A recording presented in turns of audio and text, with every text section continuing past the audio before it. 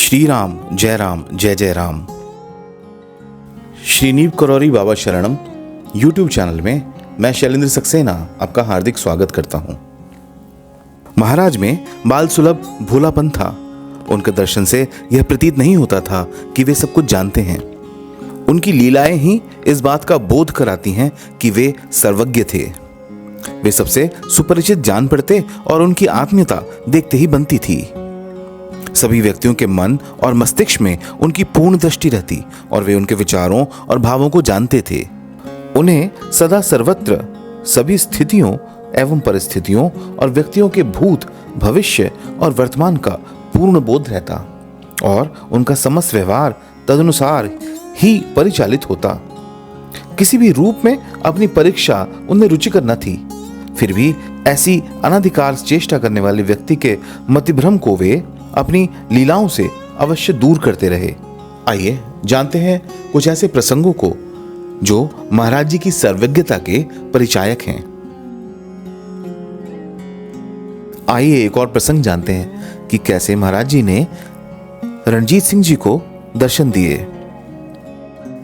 सरदार रणजीत सिंह बस चालक उत्तर प्रदेश परिवहन, जिन्होंने 30 जून 1983 से अवकाश प्राप्त किया, बरेली और गनई के बीच बस चलाया करते थे। आप कहते हैं कि मेरी गाड़ी सदा कैंची से होकर जाया करती थी। कैंची के आश्रम और मंदिर मेरे सामने ही बने। यहाँ दर्शनार्थियों की भीड़ लगी रहती थी और मैं अपनी बस से लगातार यह देखता चला आ रहा था। कभी बस छोड़कर बाबा के दर्शन करने नहीं गया।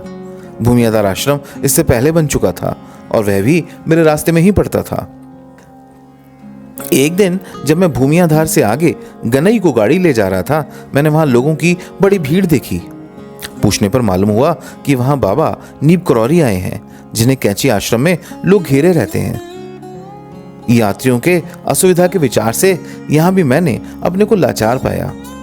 मैं स्वयं को समझाने लगा कि सिद्ध महात्मा भगवान के ही रूप होते हैं और यदि बाबा सिद्ध हैं तो वे मेरे मन की बात जानकर कभी ना कभी स्वतः दर्शन देंगे।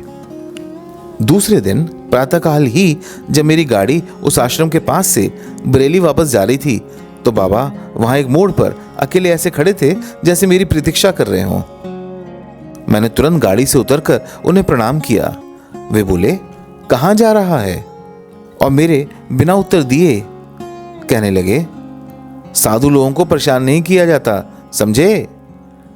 मैंने अपनी भूल के लिए महाराज जी से माफी मांगी। आइए एक और प्रसंग के बारे में जानते हैं जिसका संबंध श्री आरसी श्रीवास्तव से है।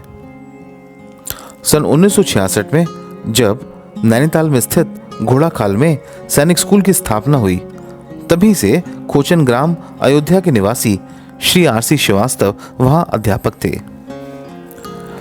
आपको प्रथम बार बाबा के दर्शन 1966 में कैंची में हुए।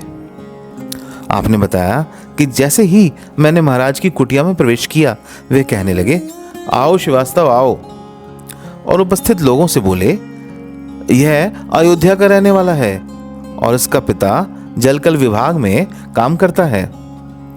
उनकी इस वार्ता से मैं अत्यंत प्रभावित हुआ क्योंकि मैंने इसके पूर्व उन्हें कभी देखा न था। मैं घोड़ाखाल में उनकी ख्याति सुनकर ही उनके दर्शन करने के लिए कैंची आश्रम में आया था। इसके बाद मैंने कई बार बाबा के दर्शन किए और हर बार उनका प्रभाव मुझ पर बढ़ता ही गया। मैंने अपने गुरु से नानकशाही मंत्र ले रखा था जिसका मैं नित्य जाप किया करता था। एक बार जब बाबा के दर्शन की इच्छा से मैं कैंची आया तो कुछ सोचकर उपस्थित दर्शनार्थियों के बीच बैठ गया और अपने गुरु मंत्र का मन ही मन जाप करते हुए उनके दर्शन करता रहा। बाबा मुझे बार बार अपने पास बुलाते और फल देते जाते और मैं प्रसाद लेकर अपने स्थान पर जा बैठता और मंत्र का जाप करने लगता।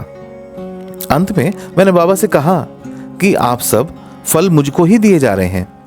इस पर बाबा मुस्कुराते हुए धीरे से कहने लगे, तू हमारी परीक्षा जो ले रहा है, अच्छा अब जा।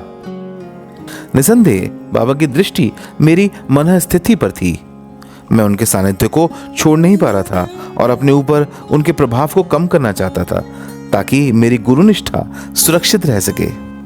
मुझे यकीन है कि महाराज की सर्वज्ञता से संबंधित विभिन्न प्रसंगों को जानकर आपको खुशी हुई होगी। कृपया इस वीडियो को लाइक करें और शेयर करें ताकि यह और गुरु प्रेमी भक्तों तक पहुंच सके। इसी तरह की महाराज जी की जीवन लीला पर आधारित वीडियोस को तुरंत पाने के लिए हमारे चैनल श्री नीव कोरारी बाबा शरणम को अवश्य सब्सक्राइब करें। इसी प्रार्थना और विश्वास के साथ कि परम पूज्य गुरुदेव श्री नीव कोरारी बाबा जी महाराज अपने सभी भक्तों और उनके भक्त परिवारों पर सदैव कृपा दृष्टि बनाए रखें, मैं शैलेंद्र सक्सेना आपसे विदा लेता हूँ। जल्द ही महाराज जी की लीला वर्णन का एक और प्रसंग आपसे साझा करने के लिए। जय महाराज जी।